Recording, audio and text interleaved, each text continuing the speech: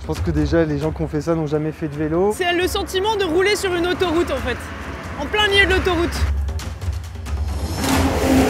C'est un ticket pour le cimetière. C'est criminel. Dans l'épisode d'aujourd'hui, on va vous parler des infrastructures les plus dangereuses pour les cyclistes. Ce qu'on va découvrir là, c'est un top 5 des infrastructures qui nous mettent le plus à risque. Des pistes qui nous font chuter ou qui nous mettent dans des situations de danger à peine croyables. On va aller petit à petit du moins dangereux en numéro 5 au plus dangereux en numéro 1. Et je crois que vous n'êtes pas du tout prêts à découvrir ce qui se trouve en tête de notre classement. En numéro 5 de ce top, les pistes mal entretenues avec des dos d'âne, des boursouflures, des fissures, enfin tout ce qui peut vous faire tomber si vous ne faites pas attention. On pense par exemple à ce trou béant capturé l'hiver dernier au nord-ouest de Paris. Ou bien à cette piste-piscine à moitié effondrée dans le 19e arrondissement de Paris.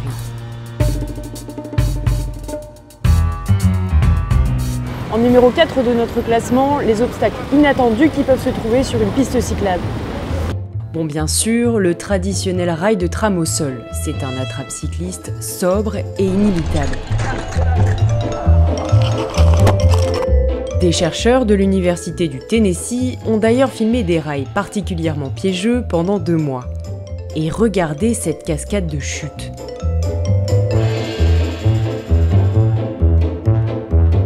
En traçant la piste perpendiculairement au rail, ces accidents ont ensuite pu être évités.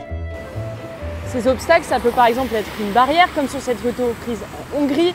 Bon, rassurez-vous, l'installation a depuis été retirée. Ça peut être aussi des poteaux, comme avant, ici à Marseille. Comme aussi à Rouen, avec ce potelet blanc en plein milieu de la piste. C'est là qu'un cycliste a chuté très lourdement récemment. Certains poteaux sont même creux et complètement invisibles, comme ici à Carcassonne. Regardez de plus près. Ouais, il faut le deviner ce poteau. Après un accident, la mairie a affirmé son souhait de les remplacer. Certains de ces obstacles sont tellement surréalistes et inattendus que ça touche parfois à l'absurde. Comme cette ancienne poubelle au nord de Paris, heureusement retirée depuis la photo. Ou cette ambiance slalom végétal à Montpellier. Ces obstacles, ça peut aussi être des chicanes, comme à Saint-Denis où des demi-sphères en béton mal placées ont provoqué des accidents en série. Et il y a eu tellement de chutes que Le Parisien a décidé d'y consacrer un article en juin 2020. Installées pour empêcher le stationnement des véhicules, ces boules étaient d'abord grises et fondues dans le décor. Puis encore pire, elles ont été repeintes en blanc, avec un effet d'optique très piégeux. Et désormais, elles sont entourées de pleux orange de manière plus définitive. Vincent Xavier a subi un traumatisme crânien en mars dernier. Ouais, c'est celui-là. Depuis leur installation, je m'étais dit que c'était un piège assez dangereux. J'ai tapé, je pense, pile au milieu. J'ai fait un soleil, je suis passé par-dessus le vélo. Quand j'ai vu la fourche qui faisait un angle bizarre, je me suis dit qu'il y avait un problème. Peu de temps après, plusieurs de ses collègues chutaient également à cet endroit. Et 6 mois plus tard, c'est Florian qui était victime d'une très lourde chute un peu plus loin. Alors ça c'est l'installation comment elle était avant. Donc vraiment invisible. Je me suis dit, c'est vrai que c'est dangereux. Un matin, en allant au travail, en sortie de cette descente, j'ai rien vu venir et je suis venu taper la boule en avant. Donc projection au sol. Tout de suite, le sentiment que ça n'allait pas du tout. Je m'en suis avec une fracture de la clavicule avec un gros déplacement. C'est toujours pas encore remis. Pourtant, ce cycliste chevronné connaissait très bien le danger de la piste. J'avais déjà vu les articles d'ailleurs du Parisien sur les gens qui étaient déjà tombés. Et voilà, il a suffi d'une fois où ça m'est arrivé aussi, quoi. Je pense que déjà les gens qui ont fait ça n'ont jamais fait de vélo ou je sais pas. Comment on peut ne pas penser à faire un contraste pour que la boule soit visible? Je considère que je suis pas tombé tout seul. Ça fait longtemps que je roule à vélo et que je suis pas seulement responsable de ma chute. Florian va entamer une procédure au tribunal administratif pour obtenir des dommages et intérêts. De son côté, l'établissement public Pleine Commune qui a construit ces boules s'est engagé à plus consulter les cyclistes et leurs associations pour ses futurs aménagements. En numéro 3 de notre classement, les pistes comme celle sur laquelle je suis en train de rouler, c'est-à-dire une bande cyclable construite à même le trottoir. Ce type d'infrastructure, c'est vraiment la garantie de s'arracher les cheveux toutes les 30 secondes, de nous mettre en danger et surtout de mettre en danger nos amis et voisins les piétons qui sont beaucoup plus vulnérables que nous. Pardon madame. Il y a des enfants sur la piste cyclable. Et s'il y en a bien un que ça agace, c'est lui.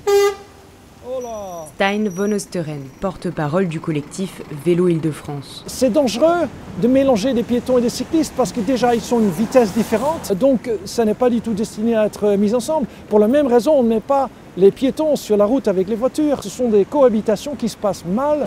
Et regardez, oh, c'est dangereux ce que vous faites. Moi aussi j'ai failli me faire renverser sur une piste construite à même le trottoir. En deuxième position de ce classement, on retrouve les pistes discontinues, c'est-à-dire qui s'arrêtent d'un coup ou qui changent subitement de côté sur la route. Là c'est une piste qui s'arrête d'un coup à Chambéry. Et au nord de Paris, regardez bien, on a trouvé une autre de ces pistes sans issue.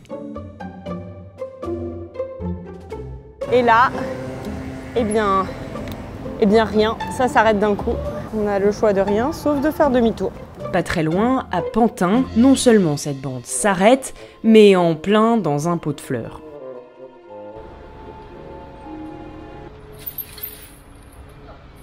Des pistes discontinues, c'est aussi celles qui alternent entre route et trottoir sans arrêt, ce qui n'est vraiment pas sans risque avec les bordures partant de pluie.